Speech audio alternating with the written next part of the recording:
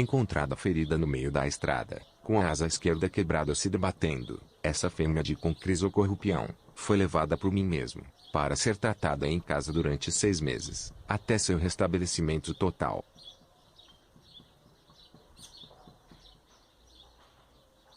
Durante o período de sua convalescença, lhe foi imposto um cardápio rico, pois bem variado, composto por frutas, verdura, gafanhotos solitários, sementes e carcaças de artrópodes trituradas.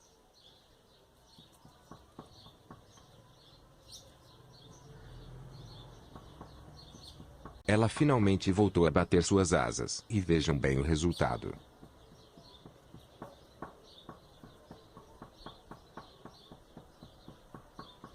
No próximo dia 14 de outubro de 2022, essa fêmea terá completado seu primeiro aniversário em casa, e vai ser o dia da sua libertação, retornando, ou voltando assim, à sua natureza.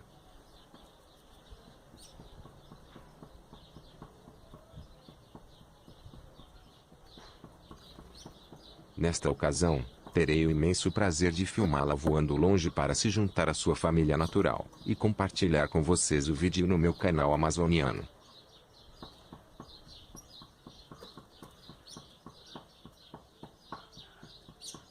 Com isso, deixo a vocês o prazer de admirar este lindo Concris, e seus momentos de felicidade após seu total restabelecimento, ao longo dos 15 minutos do vídeo.